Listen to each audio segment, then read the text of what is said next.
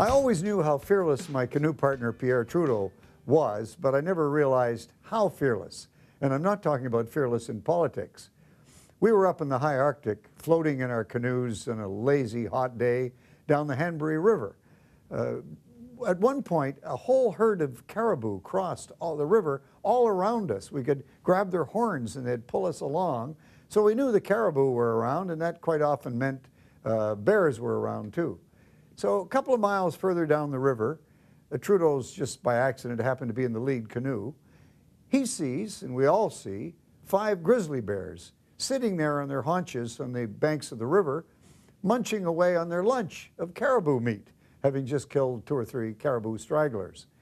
Trudeau, to my absolute astonishment, speeds up his canoe, pulls up on the bank, and jumps out to go and greet these grizzly bears. Now, you have to realize the power of a grizzly bear. He could tear a canoe apart. And the bears, seeing the former Prime Minister bearing down on them, decide to run up to the top of a hill.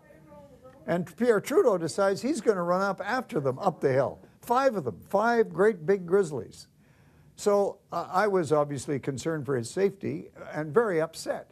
And I grabbed an old .45 Colt that I took on all these canoe trips for exactly that purpose.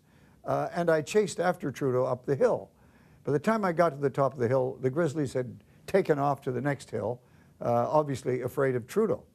And I was angry at him, and I said, you know, you potentially could have risked the lives of the people on this trip. If we had decided to try to come to your rescue, these bears could have killed people very easily. And he said to me, how many bullets do you have in the gun? I said, 6.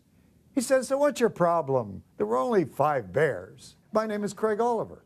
And that, I think, really probably is my best story ever.